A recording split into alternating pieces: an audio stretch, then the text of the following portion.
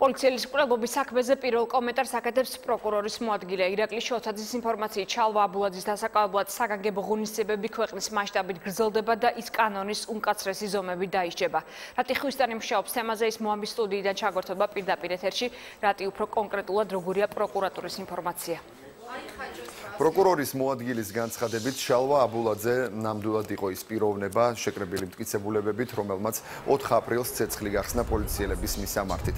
ირაკლი შოთაძის განცხადებით ეჭვმიტანილის დაკავება უმოკლეს ვადებში აუცილებლად მოხდება და პროკურატურის პოზიცია მის მიმართ უმკაცრესი იქნება.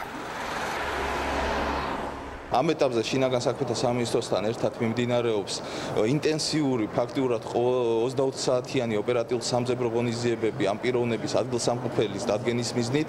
ერთი შემიძლია ვთქვა, რომ შალვა აბულაძის ადგილსამყოფელს აუცილებლად დავადგენ და ამ პიროვნებას აუცილებლად დავაკავებთ. რაც შეეხება საქართველოს პროკურატურას, ამ პიროვნების მიმართ საქართველოს პროკურატურას ექნება უმკაცრესი პოზიცია. აბულაძესთან რაღაც ახალი სფეროებს ვერ გეტყვით, გამოძიება მიმდინარეობს, ისევ და ისევ მიდის ძებნის სამუშაოები. თუ ახალი იქნება, აუცილებლად მოგახსენებთ.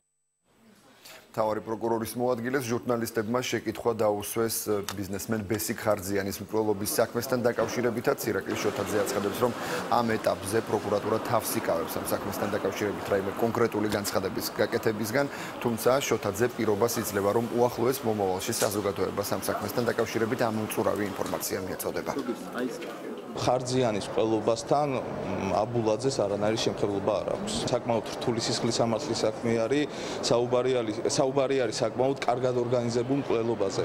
შესაბამისად, ამ ეტაპზე მე შევიკავებ რაღაც კომენტარებისაგან თავს, მეც მოვისმინე ბევრი კომენტარი ამ საქმესთან დაკავშირებით, თუმცა ამ ეტაპზე საქართველოს პროკურატურა ოფიციალური კომენტარისაგან თუ რა დეტალები არის დადგენილი საქმეში თავს შევიკავებ, თუმცა მინდა შეგვირდეთ, რომ საზოგადოებას გამოძიების დეტალების შესახებ აუცილებლად მიეწოდება სრული ინფორმაცია.